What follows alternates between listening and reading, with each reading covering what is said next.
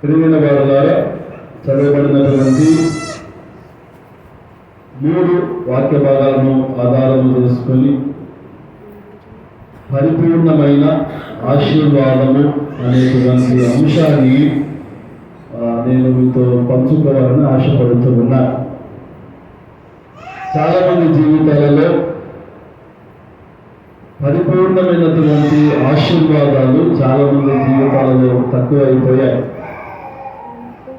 చాలామంది ఉన్న వాటిలోనే ఇవి వస్తే చాలు, ఇవి పొందుకుంటే చాలు, ఇవి మాకు ఇస్తే చాలు అన్నట్లుగా ఉన్నారు. కానీ మేము అడిగినవన్నీ కూడా దేవుడు మాకు ఇవ్వాలి అనేటువంటి ఆలోచన చాలా కొద్ది మందిలో ఉంటా ఉంది. కాబట్టి ప్రియమైన వారులారా, ఆశీర్వాదాలకు వారసులుగా ఉంటున్నాము, కానీ పరిపూర్ణమైనటువంటి ఆశీర్వాదాలకు చాలా మంది దూరంగా బ్రతుకుతూ ఉన్నారు. మరి ప్రియమైన వారులారా, ఈ పరిపూర్ణమైనటువంటి ఆశీర్వాదాలు ప్రతి మానవుడు పొందుకోవాలి అని అంటే మానవుడు ఏమి చేయాలి? ఎటువంటి జీవితాన్ని మానవుడు జీవించాలి? ఎటువంటి ప్రవర్తన కలిగి మానవుడు జీవించాలి?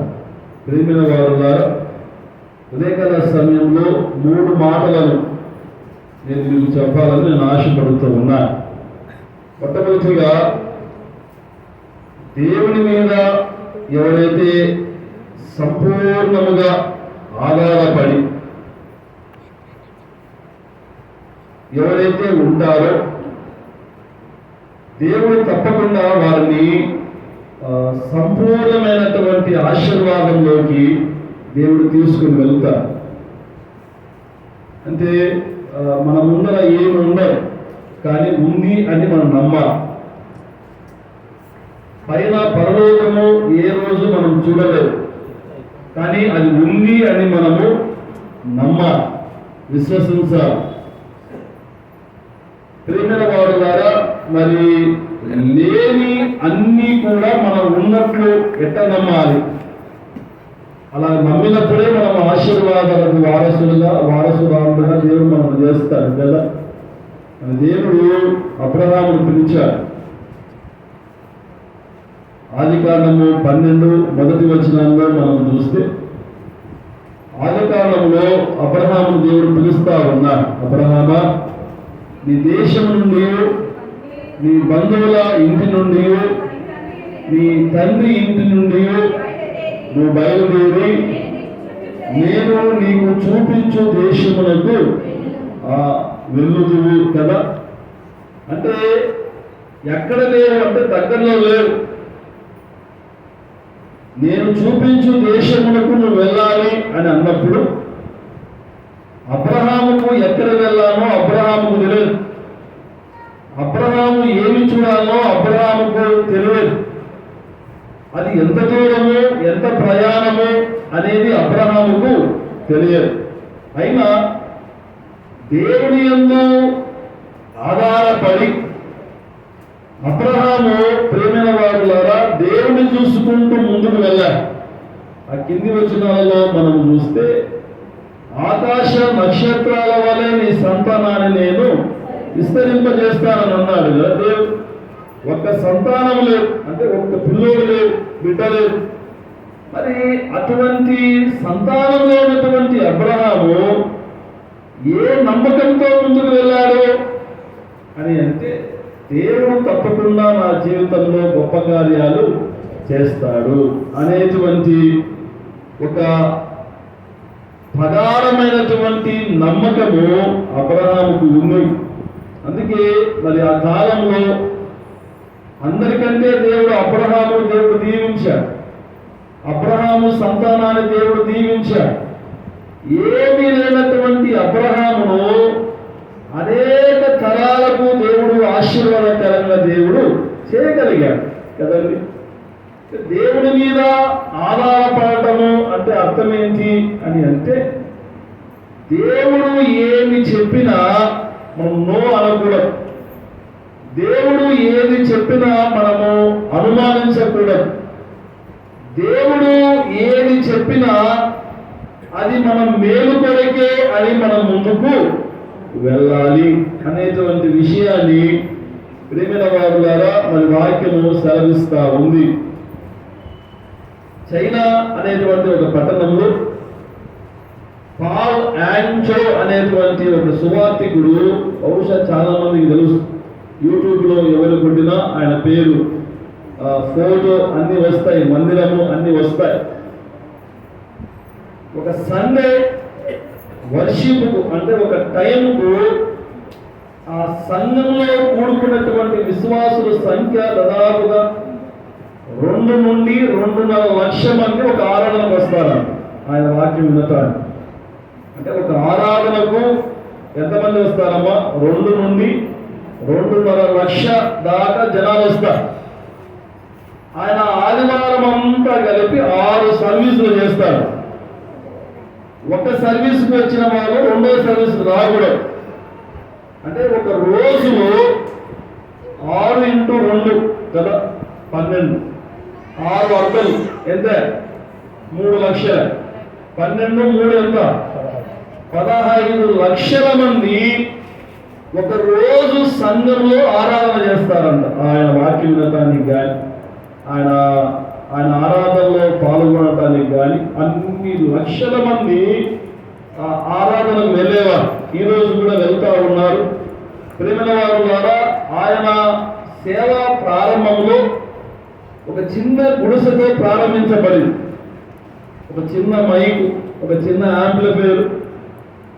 మొట్టమొదటిగా ఆయన వాక్యం వినటానికి మొట్టమొదటిగా ఎంతమంది వచ్చేవాళ్ళు అంటే కేవలం 6 మంది మాత్రమే సంఘంలో విశ్వాసులు ఉండేవారు. పాలాంచో అనేటువంటి సంఘం, ఆయన సంఘం. ఒకరోజు ఆదివారమున ఆయన దేవుని యొక్క వాక్యాన్ని బోధించి ఇంటికి వెళ్ళి పడుకున్నాడు. పడుకుంటే దేవుడు అతనితో చాలా స్పష్టంగా మాట్లాడుతూ ఉన్నాడు. ఏంటి ఆ మాట అని అంటే, పాలాంచో, నీవు 2 లక్షలు పట్టేటువంటి ఒక స్థలాన్ని తీసుకో.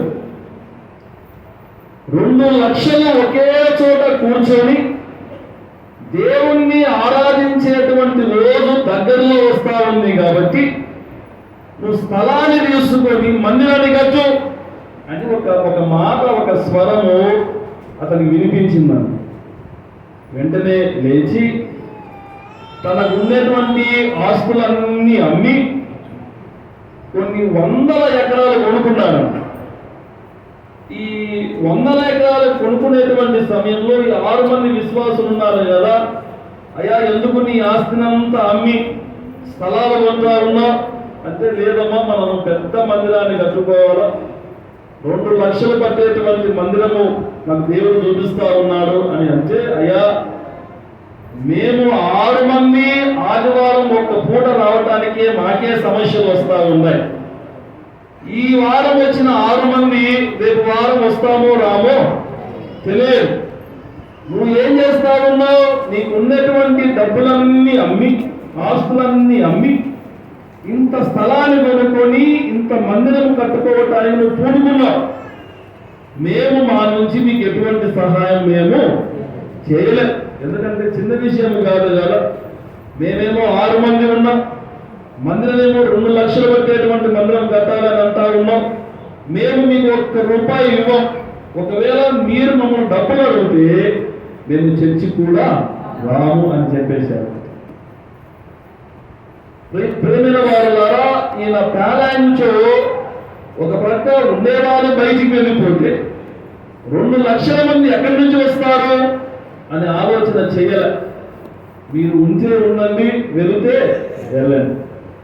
నాకు దేవుడు తన వాక్కు ద్వారా నాకు వినిపించాడు కాబట్టి దేవుని మాట నిన్న నేడు రేపు ఒకే రీతిగా ఉంటుంది.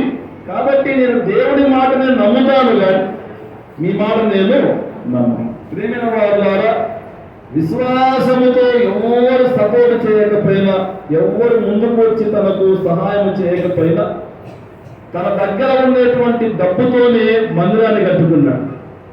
ప్రేమైన వారి ద్వారా ఆదివారము ఉదయము 5 గంటలకు మందిరము సమయం అయితే ఆ 5 గంటలకు మందిరం వెళ్ళాలి అంటే శనివారం రాత్రి 9 కల్లా ఆ మైదానంలో ఉండాలంట.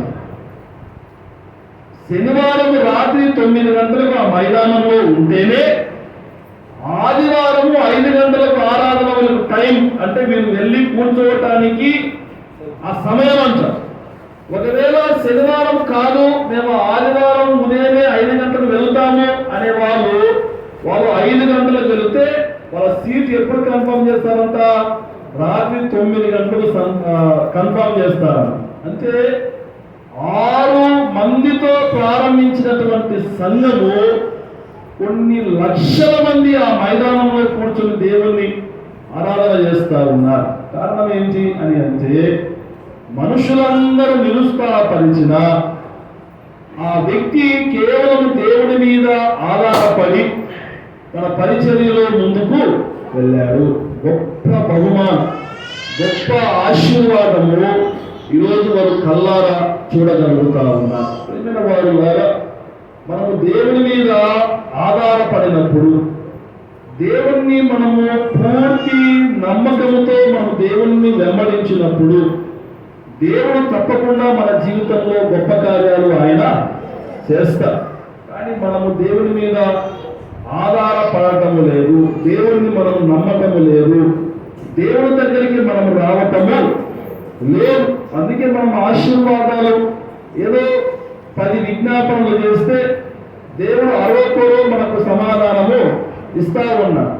10 ప్రార్థనలకు మనము దేవుని ద్వారా సమాధానం పొందుకోవాలి అని అంటే తప్పకుండా నువ్వు దేవుని మీద ఆధారపడినట్లయితే, అబ్రహామును దేవుడు దీవించినటువంటి దేవుడు, ఇస్సాకును దేవుడు దీవించినటువంటి దేవుడు, యాకోబును దేవుడు దీవించినటువంటి దేవుడు, నిన్ను నీ కుటుంబాన్ని దేవుడు దీవించడానికి దేవుడు ఎప్పుడు కూడా సిద్ధంగా ఉన్నాడు. అది మొట్టమొదటిగా నువ్వు నేను జ్ఞాపకం చేసుకోవాలి. ప్రియమైన వారులారా, ఈ పరిపూర్ణమైనటువంటి ఆశీర్వాదము మనం పొందుకోవాలి అని అంటే మనం దేవుని మీద ఆధారపడాలి. అది మొట్టమొదటిది.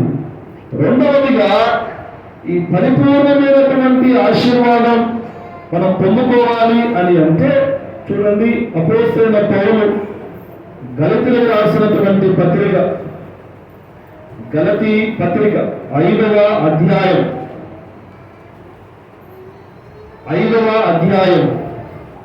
16వ వచనాన్ని మనము చదువుకుందాం. నేను చెప్పినదేమనగా ఆత్మానుసారముగా నడుచుకుని అప్పుడు మీరు శరీరేచ్ఛను నెరవేర్చరు. అంటే ఈ లోకంలో ఎవరైతే దేవుణ్ణి నమ్ముకున్నారో, ఎవరైతే రక్షణలోనికి వచ్చి రక్షణలో ఎవరైతే ముందుకు కొనసాగుతూ ఉన్నారో వాళ్ళు ఎలాగ నడవాలంట? ఆత్మానుసారముగా నడవాలి. అంటే ఆత్మానుసారంగా నడవాలి అని అంటే దేవుడు చెప్పినట్లు మనము నడవాలి.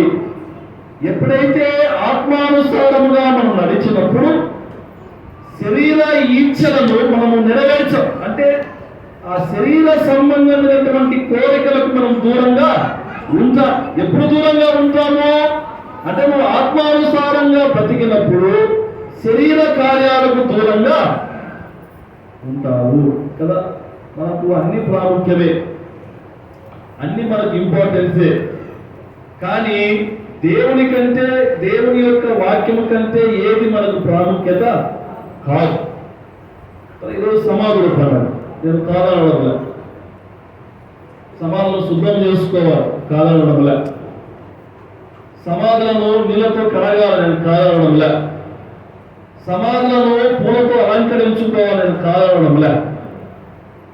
చర్చిని మానుకొని నువ్వు సమాధం దగ్గర పని చేస్తా ఉన్నావు అని అంటే అది కూడా పాపమే. గుర్తుకొచ్చు, మన చర్చి మహా అంటే ఒక గంటన్నర కంటే ఎక్కువగా ఉండదు కదమ్మా. అన్ని కలిపి ఒక గంటన్నర కదా మనం క్లోజ్ చేసుకుంటాం. ఈ గంటన్నరలో నీకు ఏం మునిగిపోయిందని నువ్వు సమాధానం కూడా కూర్చుంటా ఉన్నావు. ఏది ముఖ్యము?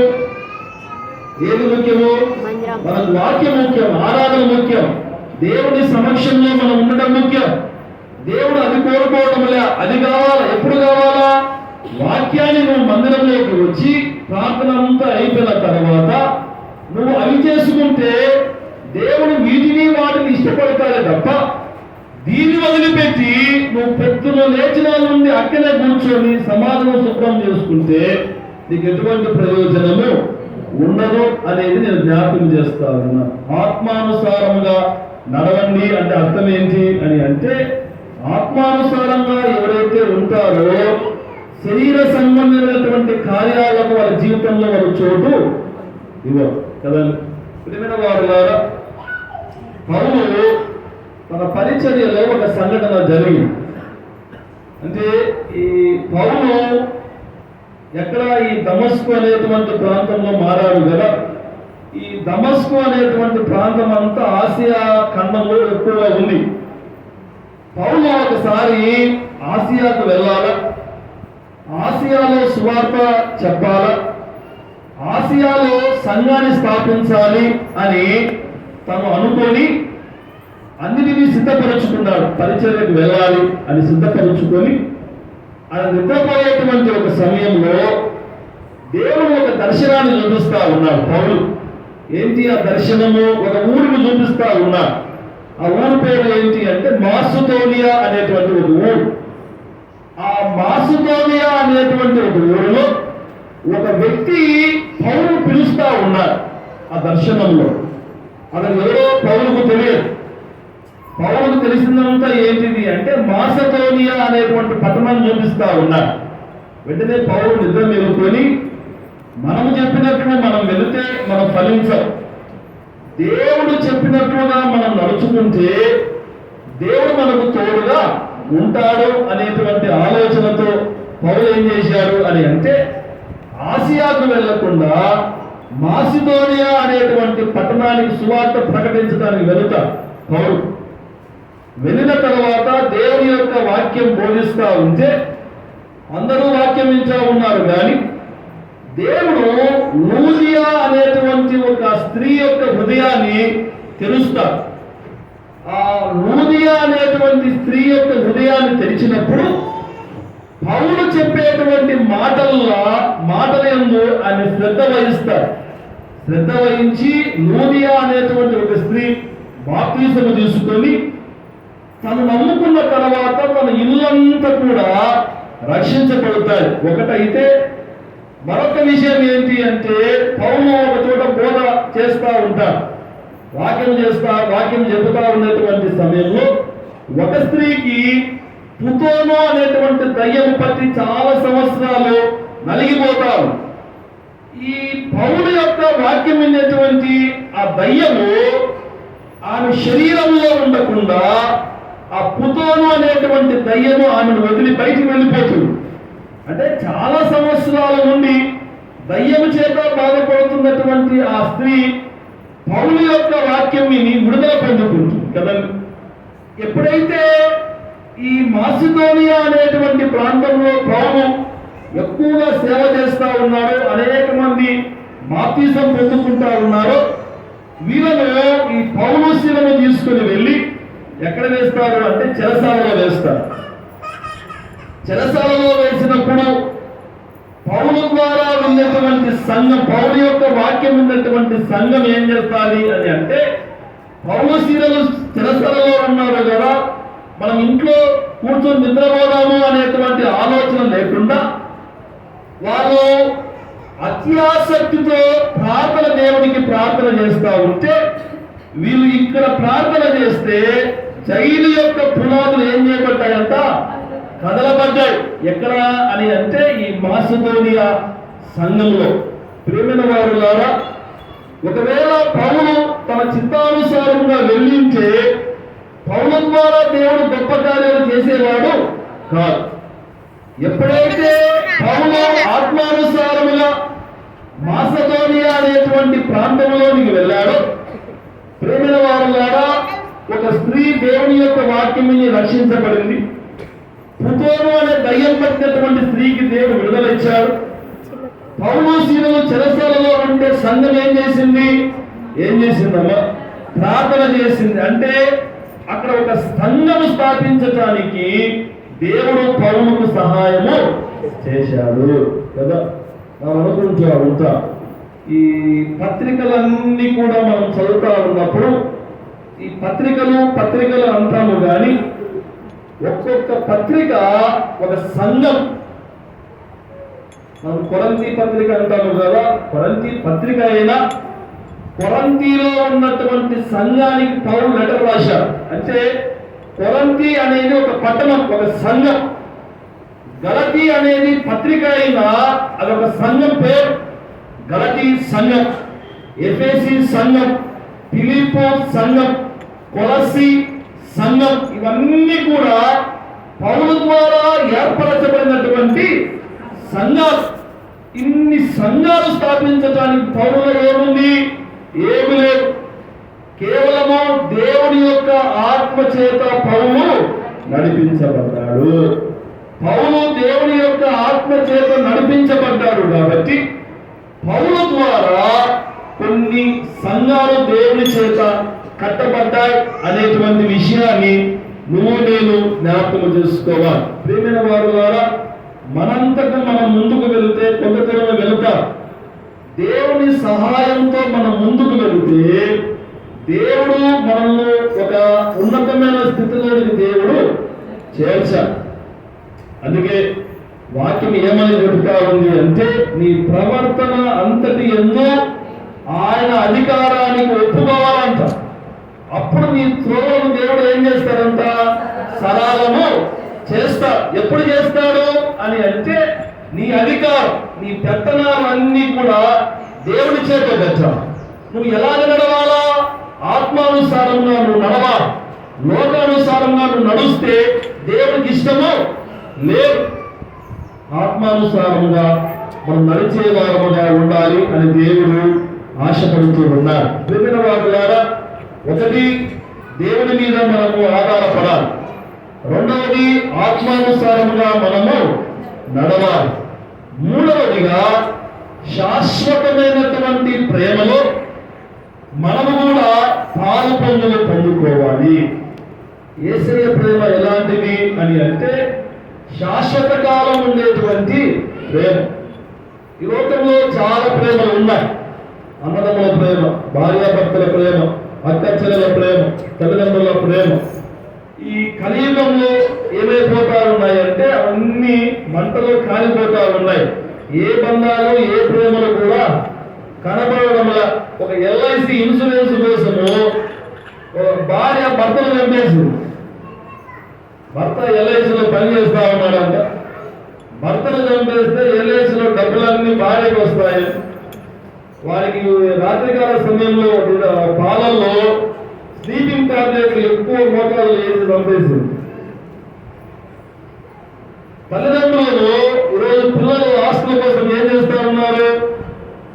ఒక కొడుకు తల్లిని తలనాడికి పోయి పోలీస్ స్టేషన్ లో మా అమ్మని చంపాను అని వాడు గర్వంగా చెప్పుకుంటా ఉన్నాడు. ఏమంటా? తల్లి మనకు ఆస్తి రాసి లేదు. ప్రేమైన వారులారా, ఈ బంధాలు, ప్రేమలు అన్ని కలుషితమైపోయాయి. ఎక్కడ స్వచ్ఛమైన ప్రేమలు ఎక్కడ లేవు. కాబట్టి ఈ లోక సంబంధమైనటువంటి ప్రేమ కంటే పరసంబంధమైనటువంటి ప్రేమలో మనం అందరం ముందుకు వెళ్ళాలా. ఆ ప్రేమ ఎటువంటిది అని అంటే, నువ్వు దేవుడి కొరకు ఏమి ఇవ్వాల్సిన అవసరం లే. దేవుడే నిన్ను ప్రేమించి నీ కొరకు తన ప్రాణాన్ని, ఆ ప్రేమ ఈ లోకంలో నీకు ఎవరిస్తారండి? నీ గర్ల్ ఫ్రెండ్ నువ్వు ఏదైనా బహుమతి ఇస్తే నీకు రివర్స్ బహుమతి ఇస్తారు. నువ్వు ఏమి ఇవ్వకపోతే అది కూడా ఇస్తారంటారు, లేదంటారు. ఏసయ్య కొరకు నువ్వు ఏమి ఇవ్వకపోయినా ఏసయ్య నీ కొరకు ఏమి ఇచ్చాడమ్మా? ప్రాణాన్ని ఇచ్చాడు. అంతకంటే విలువ కలిగి ఈ లోకంలో మరేది లేదు కదా. మరి ప్రాణం ఇచ్చినటువంటి ఏసయ్యను వదిలిపెట్టి ఈరోజు మనము తాత్క సంబంధమైనటువంటి ప్రేమల కొరకు ఎదురు చూస్తా ఉన్నా. దేవుడు అది నుంచి కోరుకోవడం లేదు. ప్రేమ దేవుడి ద్వారా శాశ్వతమైన ప్రేమను మనం దేవుడిలో చూస్తా ఉన్నాం. ఆ ప్రేమను మన హృదయంలోనికి మనం ఆహ్వానించుకుంటే, ఆ ప్రేమలో మనం ఫలించి దేవుని యొక్క ప్రేమలో మనం ముందుకు వెళ్ళి దేవుని ద్వారా మనము పరిపూర్ణమైనటువంటి ఆశీర్వాదం మీరందరూ పొందుకొని సంతోషంగా ఆనందంగా ఉండాలని ప్రభు పెట్టినట్టు మనవి చేస్తూ ఈ కృప పరిశుద్ధాత్మ దేవుడు మనకందరికీ సహాయం చేసి నడిపించును గాక. ఆమేన్.